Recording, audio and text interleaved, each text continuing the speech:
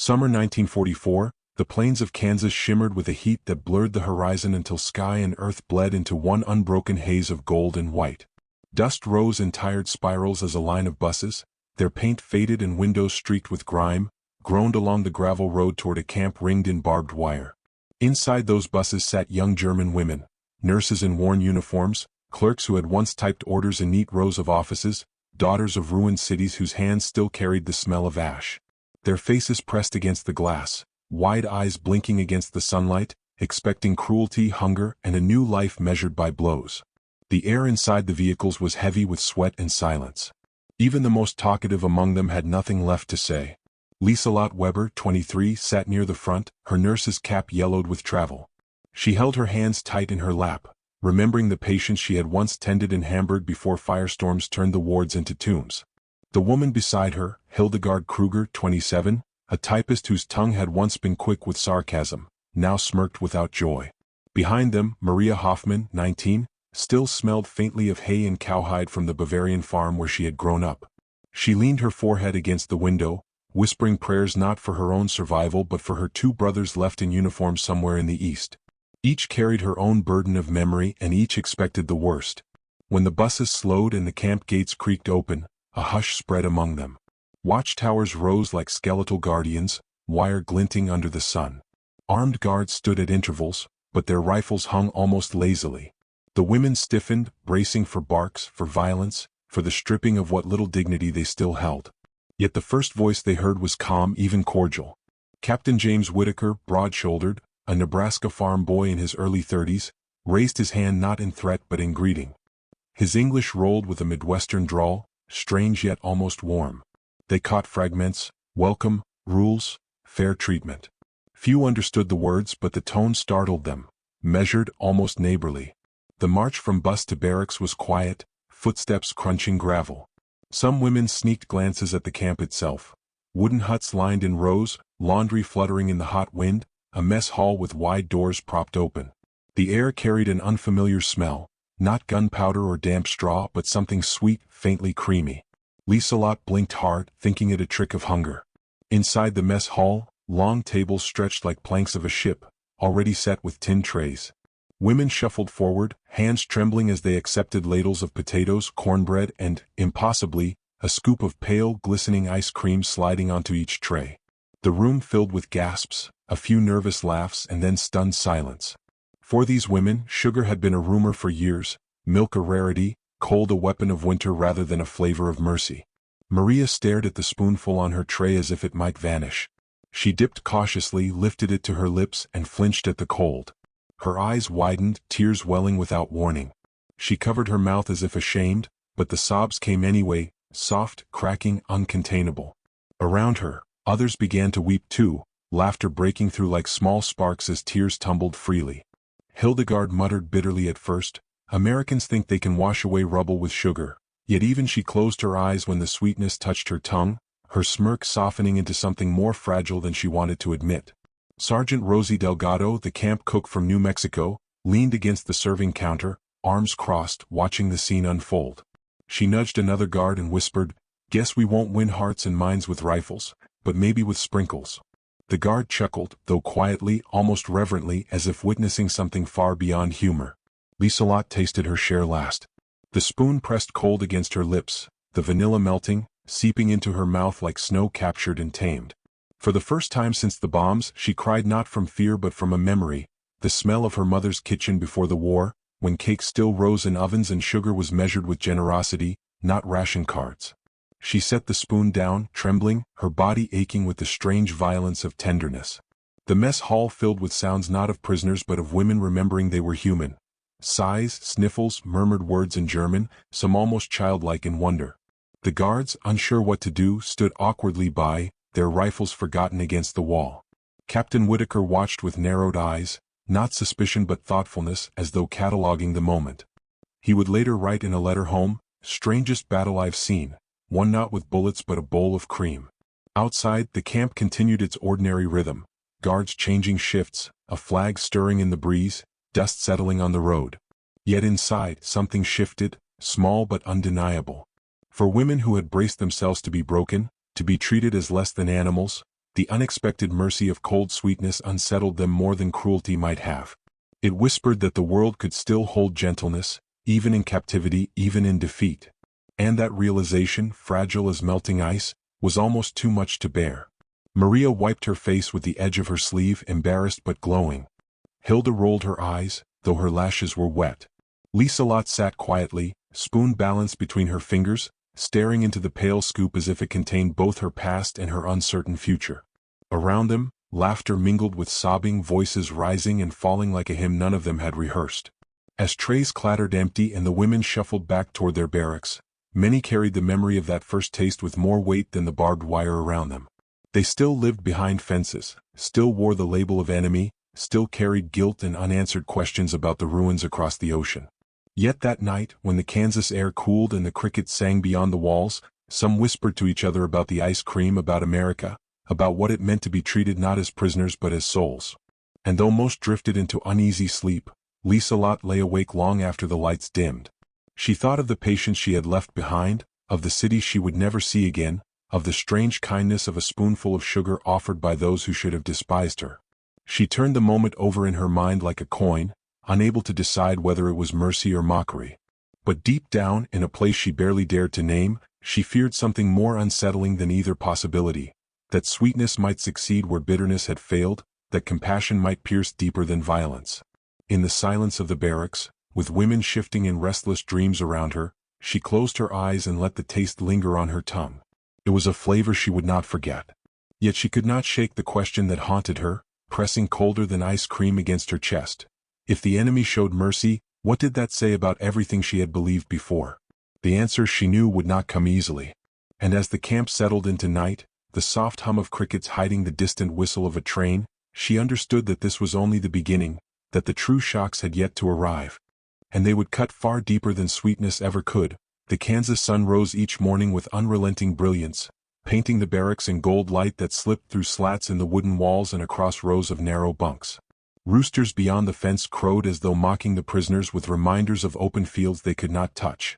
Inside, the German women stirred awake, rubbing sleep from their eyes, pulling on worn dresses or uniforms that bore insignias now stripped of meaning.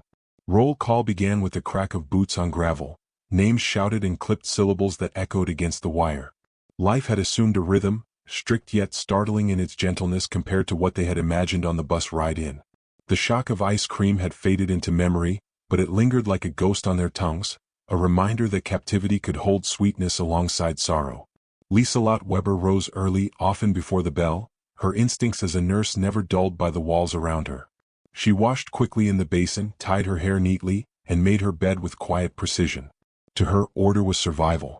She carried herself with a calm that inspired some of the younger women, though the calm was stitched together from nerves she never showed.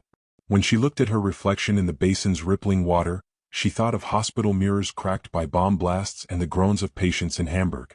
Every morning she whispered a silent vow, to stay human even here. Hildegard Kruger, by contrast, lingered on her bunk until the last possible moment, muttering sharp words about the guards, about the food, about the stupidity of folding blankets when barbed wire proved no one was going anywhere. She had once been proud of her typing speed, her perfect paperwork, her ability to keep order in an office that had issued commands to men she never saw again. Now, with no typewriter under her fingers, she filled the silence with sarcasm. "If they want us to feel like schoolgirls," she sneered one morning, tugging on her boots, "they should give us ribbons for our braids." Yet even she fell into line at roll call, her grumbling carrying a strange sort of solidarity for the others. Maria Hoffman brought a softness into the camp that others clung to. At 19, she had been pulled from her father's farm and tossed into the machinery of war with no preparation. Her wide eyes had been hardened by rubble, but not extinguished. She still hummed hymns as she worked, still smiled when the sky broke into crimson sunsets over the Kansas fields. Guards sometimes paused at the sight of her singing under her breath while sweeping floors or peeling potatoes. "A farm girl," one whispered to another, shaking his head, "looks like she belongs in church, not in here." Maria carried her innocence like a fragile lantern, and it lit more than she knew. The days settled into patterns. After roll call came breakfast: oatmeal, bread, sometimes eggs if the supply trucks had been kind. The women sat at long tables, shoulders brushing, eating in silence broken only by the occasional laugh or the scrape of metal spoons. Then came chores. Some scrubbed laundry, their hands raw with soap and cold water. Others tended vegetable patches just outside the wire, where tomatoes grew fat under the American sun. Still others peeled potatoes in the mess hall, where Sergeant Rosie Delgado reigned with a ladle in hand and a sharp tongue softened by humor. She teased the women in a mix of English and halting German she picked up along the way.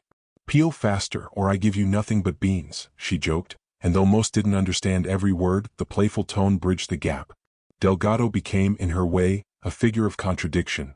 Stern, commanding, yet also the one who handed out second portions when no one was looking.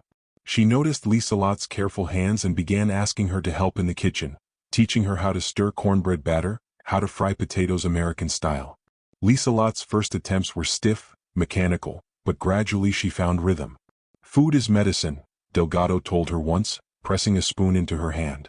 Liselotte nodded, though she wondered if healing could really come from butter and flour when her memories still reeked of blood.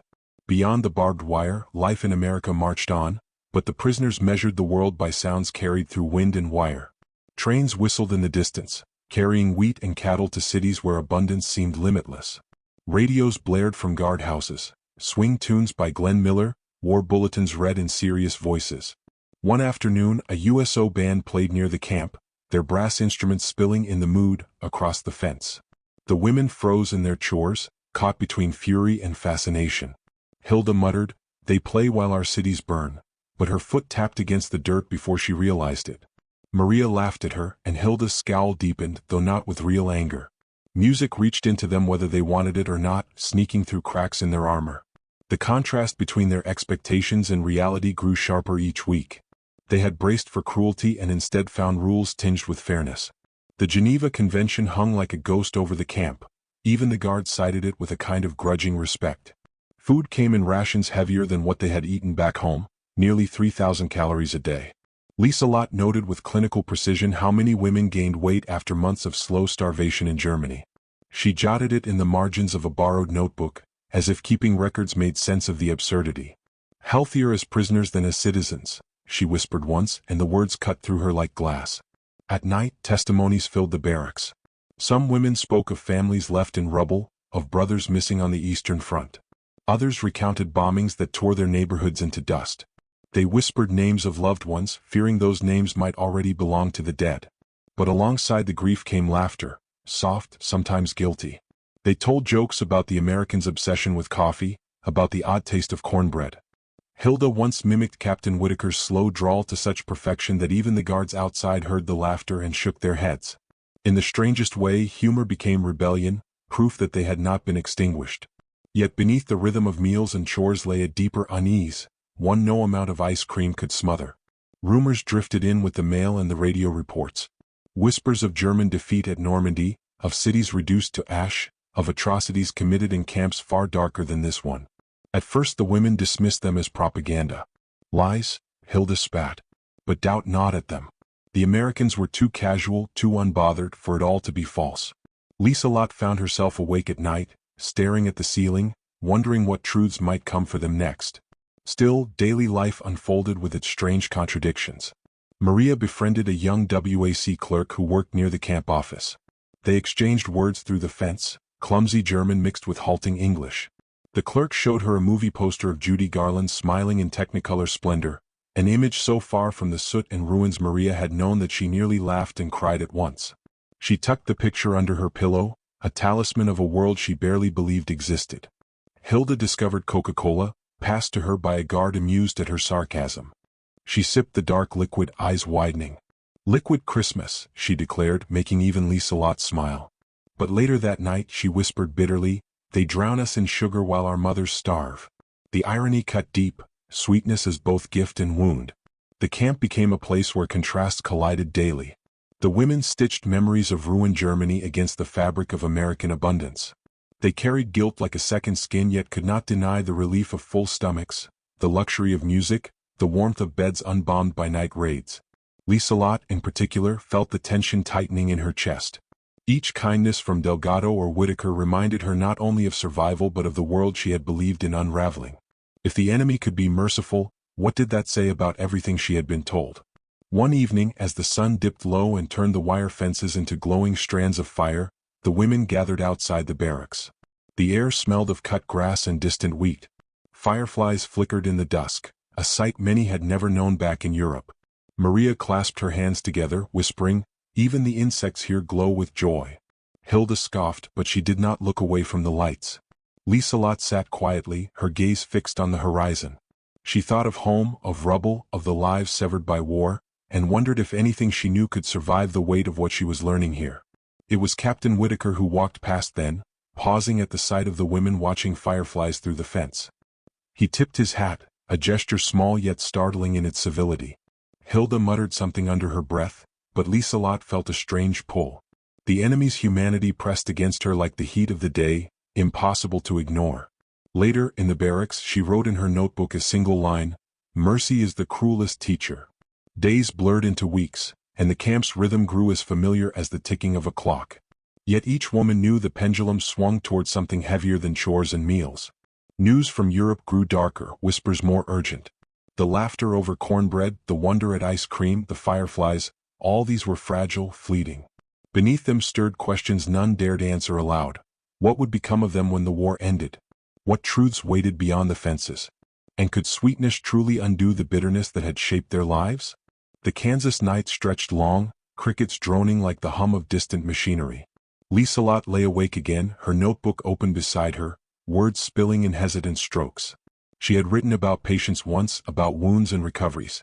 Now she wrote of ice cream, of fireflies, of contradictions that tasted sweeter and sharper than any medicine. But as her pen scratched across the paper, she realized she was no longer only recording life, she was questioning it. And that thought chilled her more than the coldest dessert. When the lights finally dimmed and the camp sank into silence, Hilda stirred restlessly, Maria clutched her movie poster, and Lieselot whispered into the dark, "If they are merciful, then what have we been?"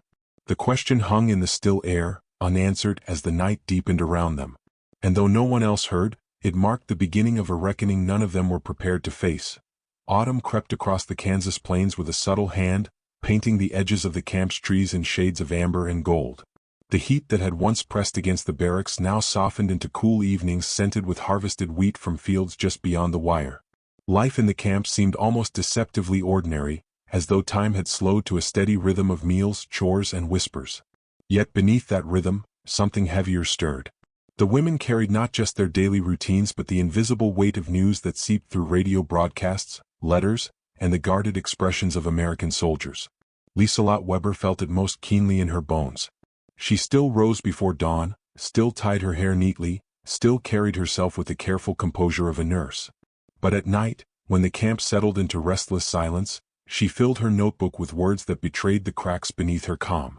She wrote of ice cream, of laughter that felt like betrayal, of fireflies that seemed too luminous for prisoners. She wrote of guilt, though she never named it aloud. Sometimes she sketched the outline of faces she had tended in Hamburg hospitals, boys whose bandaged eyes had stared into hers with terror or emptiness. When she closed her notebook, she whispered, "I did not cry for them. Why do I cry for sugar?" The question gnawed deeper than hunger ever had. Hildegard Kruger still fought her battles with sarcasm, yet her armor had begun to rust. At first, when rumors spread of atrocities, of camps where prisoners were not given cornbread but starvation, not music but gas, she spat out denials. "Propaganda," she snapped. "Americans spin tales to make us weak." But the photographs came, smuggled in by a guard whose conscience outweighed his orders. Faded images pressed onto cheap paper. Skeletal bodies piled like wood, faces hollowed into masks. Hilda stared at them longer than she admitted, her smirk faltering. She shoved the papers away, muttering curses, yet that night she turned toward the wall and wept into her blanket where no one could see. Maria Hoffman, the youngest, carried her pain with open hands. She had spoken often of her brothers, sent to the Eastern Front, their letters fading into silence. When word reached her that one had fallen in Belarus, she collapsed in the mess hall, her sobs echoing across tin trays. Lieselot rushed to her side, cradling her as though she were one of her patients again, whispering prayers in German that tangled with Maria's broken cries. Maria's grief poured out like a flood, but even then she clung to hope. "At least he had a grave," she whispered days later, clutching a scrap of paper with the news. "Some mothers do not even have that." Her innocence had dimmed, yet she refused to let the last spark die. The Americans, too, became entangled in the slow transformation of their captives. Captain James Whittaker, once content to maintain order with quiet efficiency, found himself studying the women with increasing unease. He had expected enemies, hardened ideologues, sneering Nazis.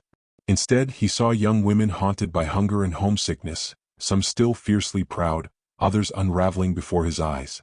In his letters home, he wrote of contradictions. "They weep at ice cream but laugh at our music," he confessed to his sister. "I do not know if we are softening them or if they are softening us." Sergeant Rosie Delgado carried her own questions.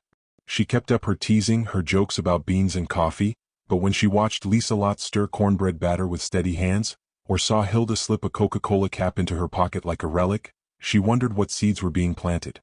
"They came here enemies," she murmured once while scrubbing pans, "but maybe they'll leave just women." The thought unsettled her more than she admitted. The camp's rhythm grew heavier with each report of Germany's collapse. Normandy had fallen, Paris had been liberated, and whispers of bombs pounding Berlin reached even the most insulated corners of Kansas. The women clung to fragments of identity, yet cracks widened daily. Songs once hummed with pride now sounded hollow. Conversations turned into confessions. In the barracks, voices rose in the dark. "I knew nothing," one swore.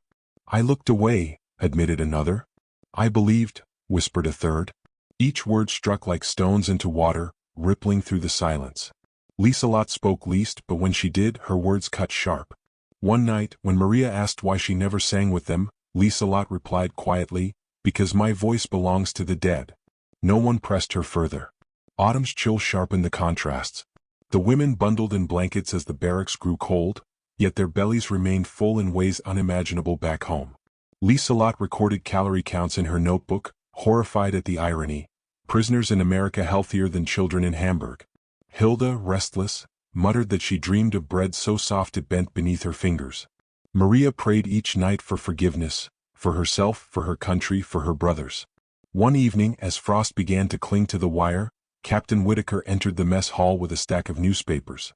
He set them down without comment, allowing the women to pick through them. Headlines screamed of liberation, of camps uncovered, of crimes so vast they defied comprehension. Some women recoiled, refusing to touch the papers. Others devoured them, eyes wide, mouths trembling. Hilda read every line, her hands shaking, then crumpled the paper into a ball and hurled it across the room. "Lies," she screamed, though her voice broke mid-word. Lisa Lott lifted the crumpled paper, smoothed it with gentle fingers and whispered, "If it is true, then we are broken beyond repair." The mess hall fell into silence, each woman left alone with the images seared into her mind.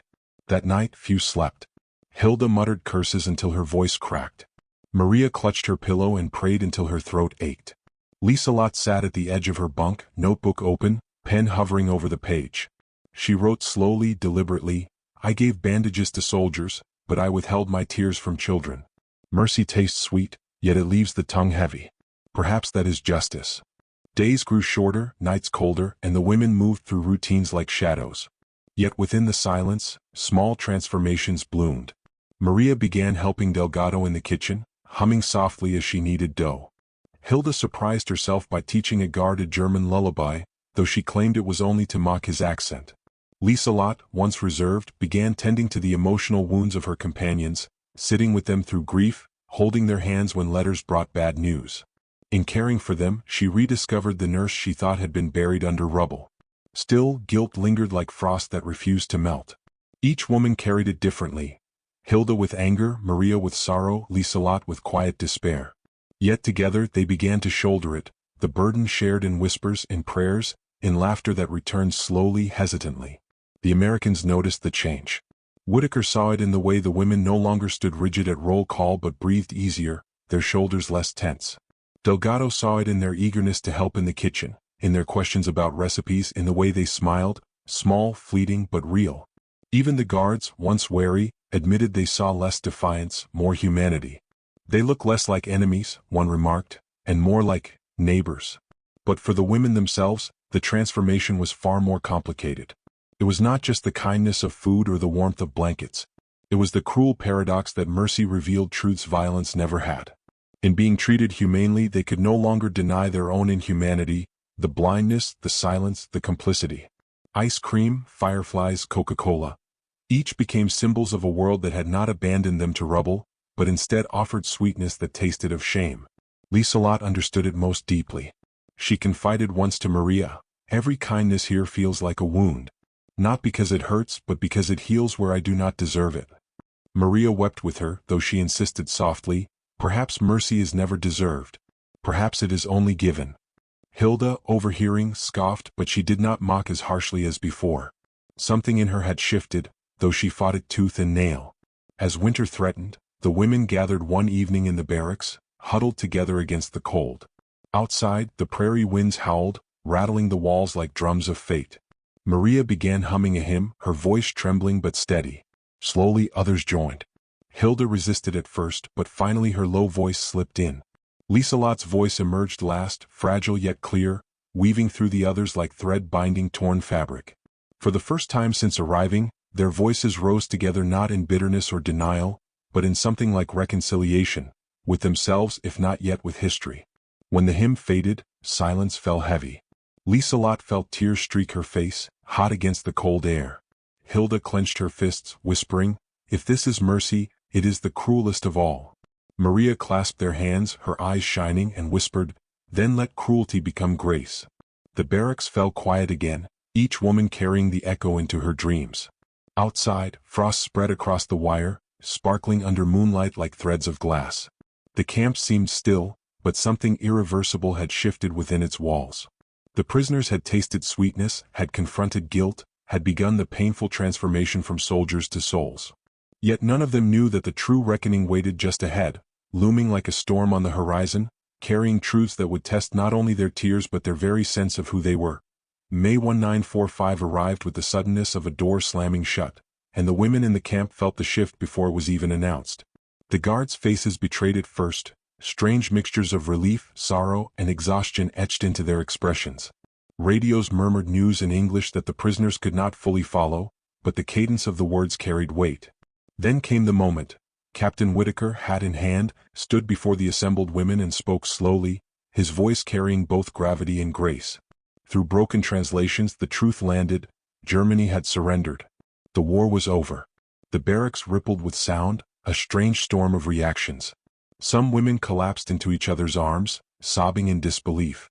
Others stared forward, rigid, their faces stone masks that betrayed nothing. Hildegard's lips trembled though she pressed them tight, her fists clenched so hard her knuckles paled.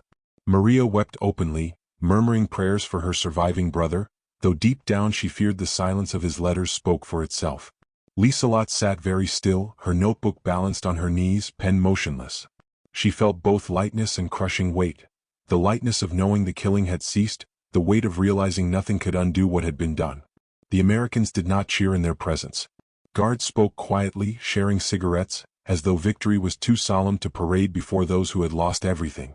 Yet there was an undercurrent of relief that hummed in the air like a taut string released. Sergeant Delgado approached the kitchen that evening with a peculiar glint in her eye.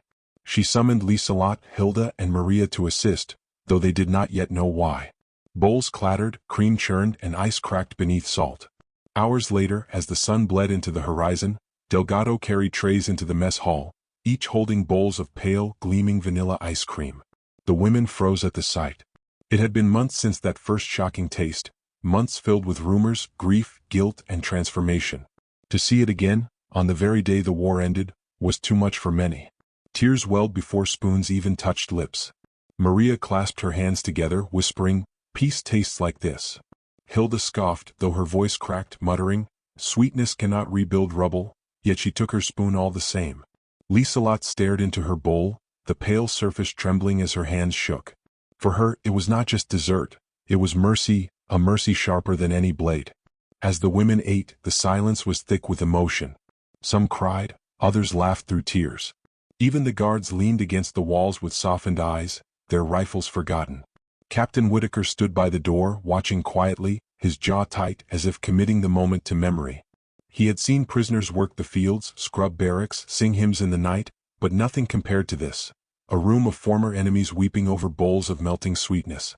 In his heart, he felt it as strongly as any battle he had fought. A victory not of weapons but of humanity. Hilda was the first to break the silence. She lowered her spoon, voice trembling. "If we survive this, it will not be because of Hitler, not because of our pride. It will be because of this, because they fed us, not killed us. Her words fell heavy in the room, and even she seemed startled by her own admission. Maria reached for her hand, tears sliding freely, whispering, "Perhaps mercy is stronger than any bomb." Liselot did not speak. Instead, she let the sweetness melt on her tongue, each drop cutting deeper than violence ever had. She thought of her patience, of the silence she had kept while children starved, of the shame she carried like a second skin. The ice cream did not erase it, but it forced her to feel, to confront, to acknowledge. And in that pain she found the first fragile thread of something like hope. When the bowls were empty, the women sat staring at them as though unwilling to let the moment end. Delgado, her arms folded, muttered with a crooked smile, "Well, guess the strangest battle of the war was won by a dairy cow." The remark drew laughter, jagged but real, mingled with sobs. Even Whitaker's stern face cracked into the ghost of a smile. For an instant, enemy and guard, prisoner and captor, were bound by a shared recognition that mercy, fragile and fleeting, had triumphed in a place none of them expected. Night fell heavy and still. The camp quieted, but the memory of that last scoop lingered, etched into every heart. The women carried it back to their bunks, into their dreams, into the uncertain road of repatriation that awaited. Liselot lay awake, notebook open once more.